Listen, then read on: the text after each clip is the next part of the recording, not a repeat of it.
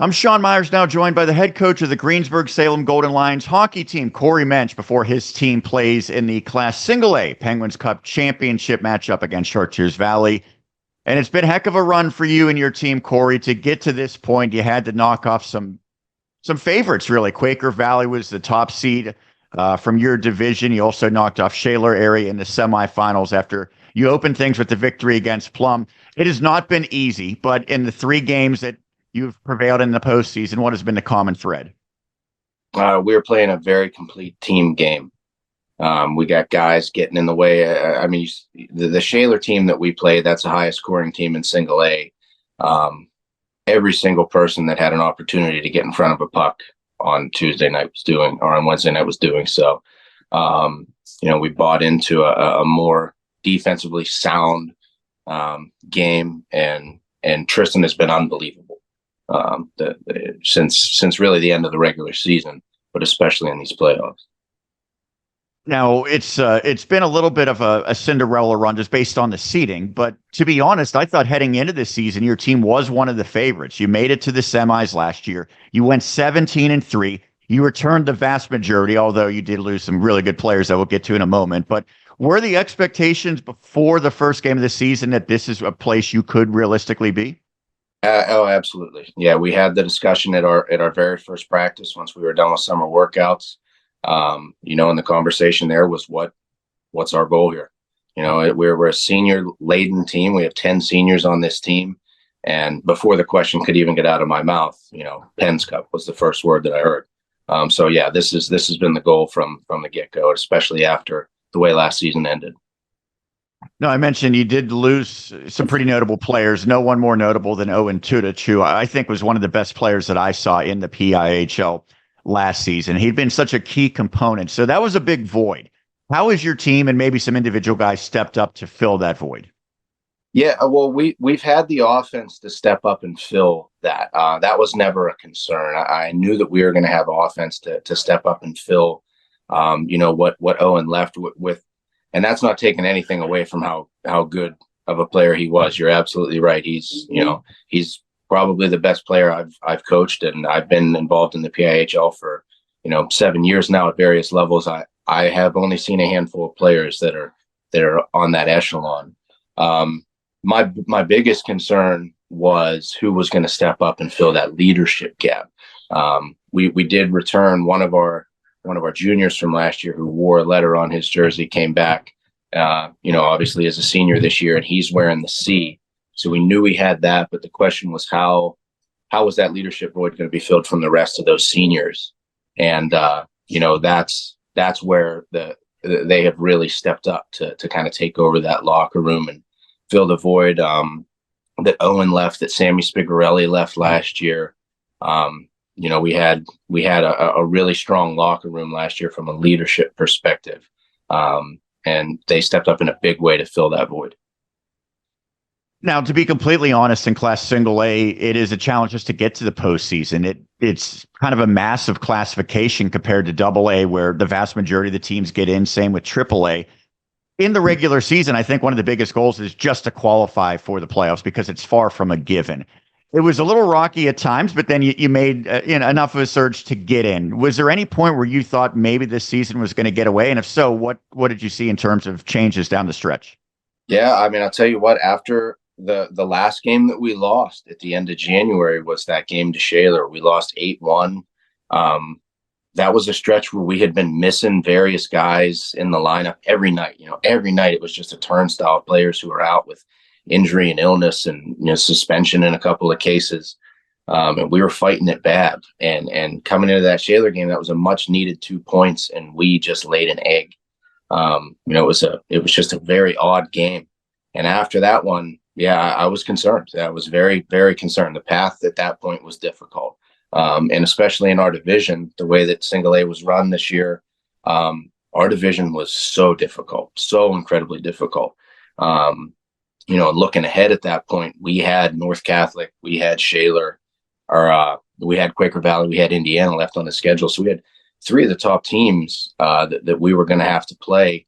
So it was very murky. It was very murky at that point. But from that game, from that point forward, Our very next game was against Kiski, where we were still playing a little bit looser than I would have liked. We allowed 5 goals in that game. But we started to round into form from there. We allowed 4 in the North Catholic game following that, and we haven't allowed more than 2 since. So it's just been, like I said, a total team buy-in to, being much more aware of our responsibilities in a defensive zone.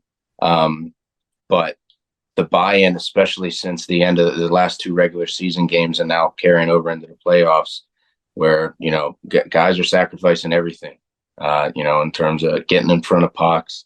They're battling as hard as they can on 50-50s, winning as many puck battles as possible, helping clear out, the dangerous areas in front of Tristan.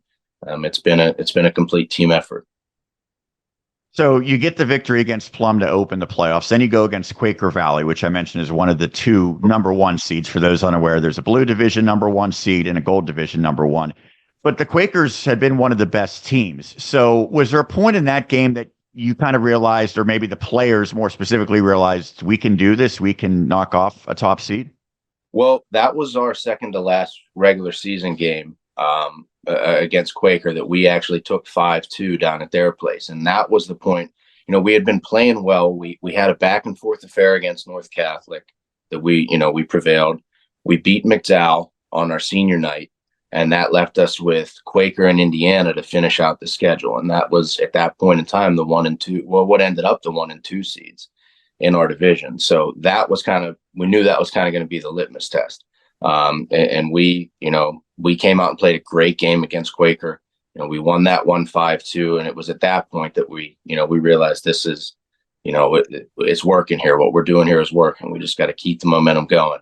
Went up to Indiana, beat them, I believe, 7-2 on their home ice, and that was what we needed to get ourselves into playoff position. Lucky for us, Meadville stumbled a little bit there at the end too and gave us a little wiggle room. But, to get qualified at that point, we knew we needed those games. We were playing with desperation. And, that momentum has certainly served us well to this point. And last year you were kind of on the other end of it because you lost to Kiski area, a team that went on with a little bit of a Cinderella run. They were a number 4 seed. They went on to win the championship. So the biggest thing is, they finished the story. They won that last game in the Penguins Cup. That's the challenge now ahead of you. And unlike Quaker Valley, you're going against a team that you haven't seen this year and you didn't see last year as well in Chartiers Valley, which is the other number 1 seed in this bracket. So at first glance, what do the Colts do well and what are the challenges going against them? So they have a handful of really skilled forwards. Their defense is big and mobile. And they have fantastic goaltending. And, anytime you're facing a Paul Benetti coach team, you're going to be dealing with a well-coached bunch as well. So they're going to be tactically sound, and, there's plenty of skill on that roster as evidenced by, a 22-0 record coming into this one. So we know we have our work cut out for us. We're going to spend the next couple of days making sure we refine what we need to do to get that job done. Lastly, I talked to Chris Cerruti, head coach of Penn Trafford in AA. They're playing for a championship. He, a Penn Trafford grad, now the head coach. I think it's a little more special. The same thing goes for you, an 05 graduate of Greensburg, Salem. So you're coaching the team that you once played for, trying to get them their first ever Penguins Cup. What does this mean to you? That would mean everything. I've been a part of this program now for 7 years. Solely for that reason, because it's a program that means something to me. I got involved because at that point in time, I was coaching with Westmoreland, and the Salem program was having its struggles, and I just wanted to see if I can get involved to try and help things along. Started at the middle school ranks, and then once I moved up here to varsity, we've been with the same staff now for 5 years.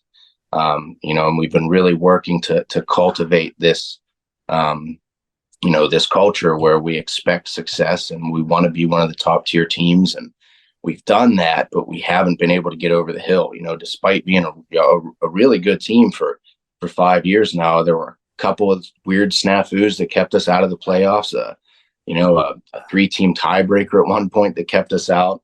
We snuck in and lost a quarterfinal game against a pretty good Kiski team 4 years ago. And then last year was a fantastic team. For my money, we were the best team in single A last year. We didn't get the job done when the chips were down. So to have earned that opportunity again, and to hopefully be able to bring this one home for the first time in the program would mean absolutely everything. And it only means more, being an alumni. Well, Corey, thank you so much for doing this. Congrats on getting to the Penguins Cup championship, and good luck against Char Valley. Thank you, Sean.